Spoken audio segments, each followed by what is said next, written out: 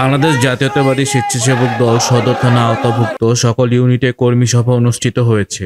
শনিবার বিকাল ৩ ঘটিকায় শহরের মিশনপাড়া মোড়ে অবস্থিত হোশিয়ারি সমিতি কমিউনিটি সেন্টারে উক্ত অনুষ্ঠানটি অনুষ্ঠিত হয়। এ সময় উক্ত অনুষ্ঠানে উপস্থিত ছিলেন কেন্দ্রীয় স্বেচ্ছাসেবক দলের সহসভাপতি এমজি মাসুম রাসেল, মাহমুদুল্লাহ চৌধুরী ফয়সাল, এমআর গনি মোস্তফা, গোলাম রহমান রাজীব সহ আরো অনেকে। অনুষ্ঠানে সভাপতিত্ব করেন সাখাওয়াত ইসলাম রানা। বিভিন্ন জায়গায় দেখা যায় যে আওয়ামী লীগরা উত্তর মিছিল পছন্দ করে, এগুলা আপনারা সবাই সমান দৃষ্টি রাখবেন। কারণ আমার একা পক্ষে সম্ভাবনা বন্ধ থেকে হচ্ছে, আমার একা পক্ষে সম্ভাবনা বন্ধ থেকে হচ্ছে। এই মিছিল মিটিংগুলা যে আওয়ামী লীগের উত্তর মিছিল এগুলা যাতে তারা না করতে পারে, এদেরকে প্রতিহত করতে হবে। ওসমান পরিবারের দাম আমরা খাইতে গেলে দেব না, পরিষ্কার।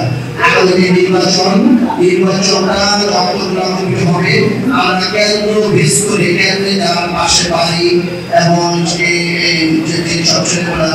ছাত্রদের ছেলেমেয়েরা সবাইকে নিয়ে আমরা কমিটিগুলো করবো। আজকে আমরা এই সংগঠনকে শক্তিশালী করার জন্য এই নারায়ণগঞ্জের আমাদের যে 4টি থানা আছে মহানগরের অধীনে, সকল থানায় আমরা কর্মী সভা করে শেষ করে ফেলেছি। আজকের এই নারায়ণগঞ্জ মহানগরের যে সদর থানার যে কর্মী সভা, এর মধ্য দিয়ে আশা করি আমাদের নারায়ণগঞ্জ মহানগরের সকল থানা এবং ওয়ার্ডের কর্মী সভা আল্লাহর রহমতে আজকে আমরা সুন্দর সফলভাবে শেষ করতে পারবো আপনাদের সর্বোচ্চ সহযোগিতা নিয়ে। আমরা কর্মী সভার মূল উদ্দেশ্য হচ্ছে আমরা সংগঠনকে কীভাবে শক্তিশালী করব। আপনারা যারা আমাদের স্থানীয় পর্যায়ে ওয়ার্ড এবং থানা নেতৃবৃন্দ আছেন, আপনারা আমাদের সঙ্গে আপনাদের এই ভাব বিনিময় করবেন। আমরা আপনাদের কথা শুনেন, আমরা আমাদের যা কথা আছে আপনাদের সঙ্গে বিনিময় করব। এটি হচ্ছে একটি কর্মী সভার মূল লক্ষ্য। আমরা দীর্ঘদিন 16 বছর ত্যাগ নির্যাতন নিপীড়ন করে যে ফুলের মালাটি আমরা কেটেছি, সে ফুলের মালা থেকে একটি ফুল যদি জ্বলে যায়, অতএব জ্বলে যায় দেশনেত্রী বেগম খালেদা জিয়া এবং আমাদের অভিভাবক তারেক রহমানের থেকে কেউ ব্যথিত দুঃখিত হবে না। বাংলাদেশের সবচেয়ে বেশি ত্যাগী হলো জিয়া পরিবার, সবচেয়ে বেশি ত্যাগী নির্যাতিত হলো দেশনেত্রী বেগম খালেদা জিয়া, সবচেয়ে বেশি ত্যাগী নির্যাতিত আমাদের রাজনৈতিক তারেক রহমান। অবশ্যই যে কোনো সময় নির্বাচন হবে, সেই নির্বাচনে আমাদের মা মানুষের নেত্রী বেগম খালেদা জিয়া এবং আমাদের রাজনৈতিক বিভাগবন্ধ চেয়ারম্যান জনতা তারেক রহমান আগামী দিনে ত্যাগী নির্যাতিত এবং কারা নির্যাতিতকে বিভিন্ন আসনে মনোনয়ন দিবেন। এই মেসেজটি আপনাদের কাছে তুলে ধরতে চাই। এর জন্য যদি কোনো হায়ার করে কোনো শিল্পপতি, কোনো পুঁজিপতি, কোনো অন্য দলের লোক এনে কোনো আসন অলঙ্কৃত করে, তাহলে দলের মধ্যে বিশৃঙ্খলা দেখা দেবে, দল সাংগঠনিকভাবে দুর্বল হবে। অবশ্যই আজকে নারায়ণগঞ্জ মহানগর স্বেচ্ছাসেবক দলের নেতাকর্মীরা যেভাবে ঐক্যবদ্ধ হয়েছেন, আশা করি এই ফেসিস্ট আওয়ামী লীগের স্বেচ্ছাসেবকের বেতার তারা এবং নব্য ফেসিস্ট যারা এখনো ছাত্র বয়সে ক্ষমতাকে আঁকড়ে রাখতে চায়, সে নব্য ফেসিস্ট এবং ইসলামী দলের নামে যারা অতীতে যেভাবে ভিন সাথে বেমানি করছে, এখনও বেমানি করছে, সেই সময় অপশক্তিকে আবারও রাজপথে আমরা মোকাবেলা করার জন্য আমরা তারেক রহমানের নেতৃত্বে রাজপথে অতীতে ছিলাম, এখন আছি, ভবিষ্যতে থাকবো। অবশেষে তারেক রহমানের নেতৃত্বে আগামী দিনে আমরা শহীদ জিয়াউর রহমান ঘোষিত 19 দফা কর্মসূচি এবং রাষ্ট্রীয় কাঠামোর আমাদের তারেক রহমানের 31 দফা কর্মসূচি বাস্তবায়নের মাধ্যমে বাংলাদেশের 20 কোটি মানুষের মুখে হাসি ফুটানের আন্দোলন সংগ্রামে তারেক রহমানের নেতৃত্বে রাজপথে থাকার এই গুপ্ত সংগঠনের চরগুলা আমাদের সংগঠনের ভিতরে ওত পেতে আছে আমাদের নামে। কোথাও চাঁদাবাজি যদি হয়, কোথাও যদি সন্ত্রাস হয়, হত্যা হয়, বিএনপি এটাকে প্রশ্রয় দেয় না। আপনি ভুলে যাবেন না, আপনার নোবেল প্রাপ্তির পথে দেশ নেত্রী খালেদা জিয়া সর্বপ্রথম আপনাকে অভিনন্দন জানিয়েছিল। আপনাকে যখন আদালতের 10 তলা বিল্ডিংয়ে উপরে হেঁটে হেঁটে বৃদ্ধ বয়সে উঠতে হয়, বিএনপির প্রত্যেকটা নেতা কর্মী সমবেদনা জানিয়ে আপনার পাশে ছিল। আজকে আপনি কাদেরকে আশেপাশে রাখছেন? প্রশাসনে অন্য সংগঠনের লোক দিয়ে ভরে ফেলেছেন, আইন শৃঙ্খলার চরম অবনতি। আপনি দ্রুত নির্বাচন দিন। আপনি যেটা পারবেন না সেটা কেন ধরে রাখছেন? আশা করি আপনার সম্মানের প্রতি আপনি সুবিচার করবেন।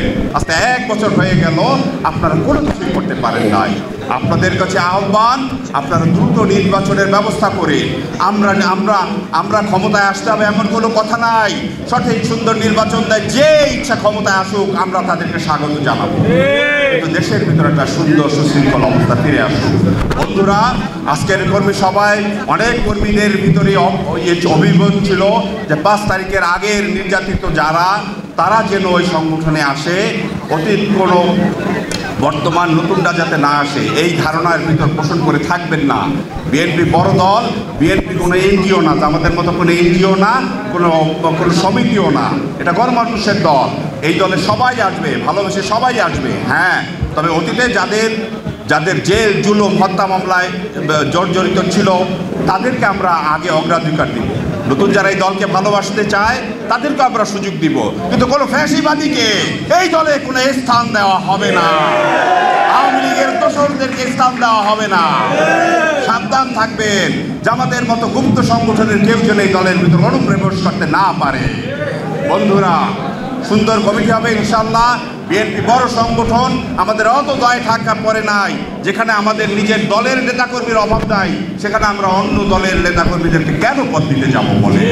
আজকে আপনারা দেখছেন যে বাংলাদেশের দুই একটি রাজনৈতিক দল যারা গত কয়েকদিন আগে জন্ম হয়েছে, তারা বিএনপির বিরুদ্ধে কথা বলছে।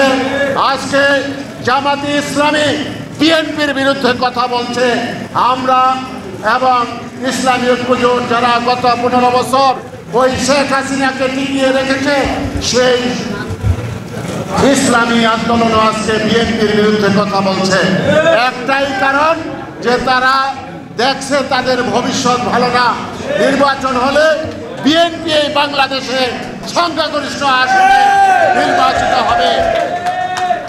তাই আজকে বিএনপির মধ্যে এজেন্ট ঢুকে বিএনপিকে বিভিন্নভাবে বাংলাদেশের বিভিন্ন জায়গায় বিভিন্ন অপকর্মের সৃষ্টি করে, কৃত্রিম সংকট সৃষ্টি করে এদেশের গণতন্ত্রকে ব্যাহত করতে চাচ্ছে।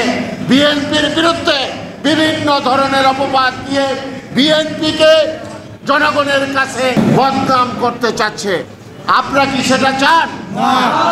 আপনারা যদি সেটা না চান, আমি বলতে চাই এই আগামী নির্বাচনের পূর্বদিন পর্যন্ত আপনাদেরকে ঐক্যবদ্ধ থাকতে হবে এবং সকল বিষয়ে রোজা রাখতে হবে। রোজা বোঝেন তো? রোজা রাখতে হবে।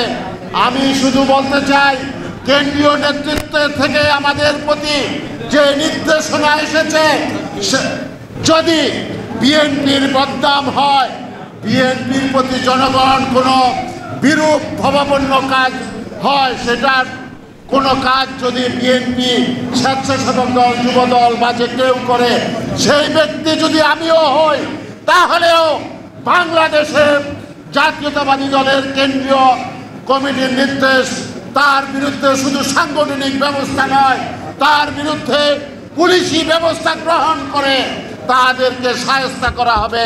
এবং সেই আমি আপনাদেরকে বলতে চাই, সুতরাং যারা বিএনপির ভালো চান, ধানের শীষের ভালো চান, বেগম খালেদা জিয়ার ভালো চান, তারেক রহমানকে আগামী দিনের বাংলাদেশের প্রধানমন্ত্রী হিসেবে দেখতে চান, তাদের তাহলে আমাদের সকলকে দায়িত্বশীল হতে হবে। আমাদের আচরণ জনগণের বিপক্ষে যেতে পারবে না। আমাদেরকেও যাতে আমাদের কারো কারণে সন্ত্রাস, চাঁদাবাজির কারণে, কোনো সন্ত্রাসের কারণে কোনো মানুষ ক্ষতিগ্রস্ত হলে তার দায় দায়িত্ব তাকে বহন করতে হবে। NNTV, নারায়ণগঞ্জ।